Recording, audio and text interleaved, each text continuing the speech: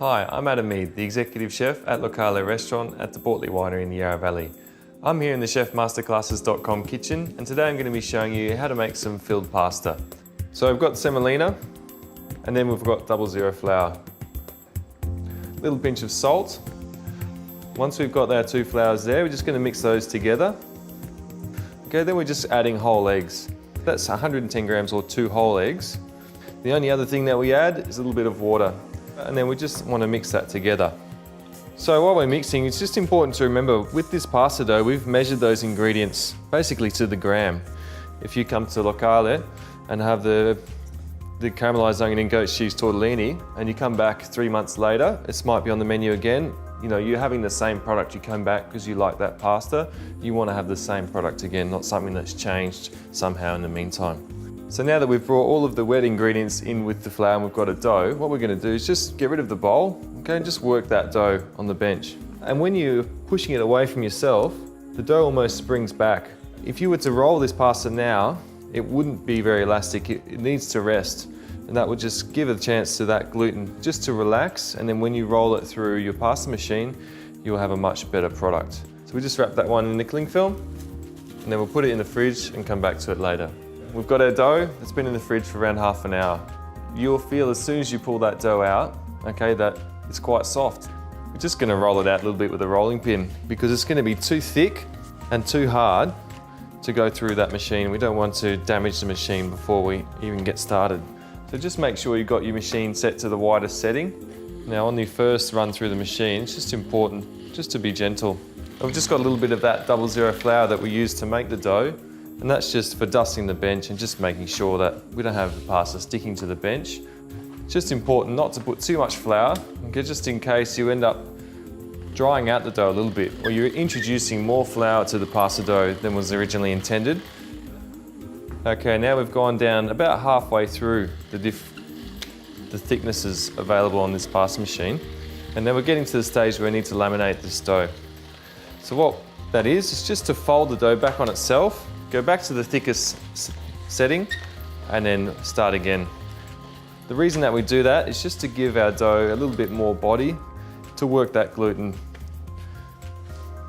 So we just fold it into thirds or into any reasonable length that's okay to manage and is similar to what we started with. Just fold that back on itself, press it together lightly, take your machine and set it back to the widest setting, and then you feed your pasta back through from the first step.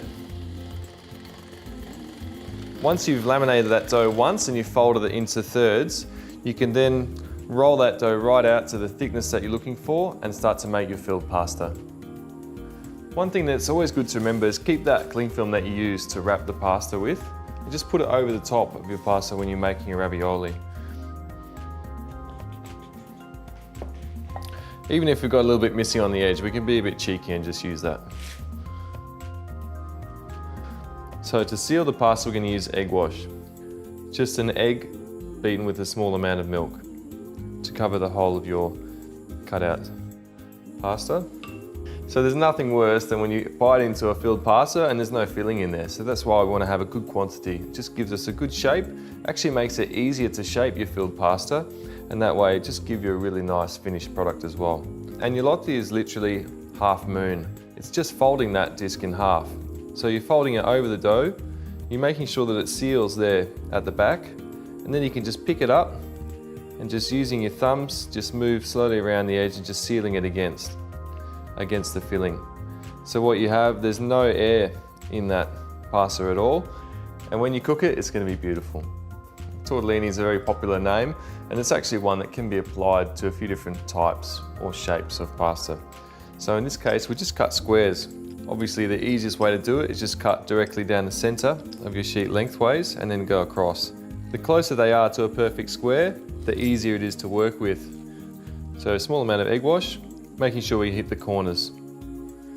Now this type of pasta, we look at a little bit less, slightly less filling than your agnolotti. So you just need a little bit more space to get that fold finished. All we need to do is just fold that in half on the diagonal. And you could actually leave it like that, and that may be another form of agnolotti. Or in this case, we're just going to give those a little tweak there, bring it around and then seal it. And that can be called a tortellini. Another tortellini, more of a round tortellini. So we cut the same shape that we had for our agnolotti. Same process again, sealing with egg wash. And we just put a similar amount to the filling that we had in our agnolotti.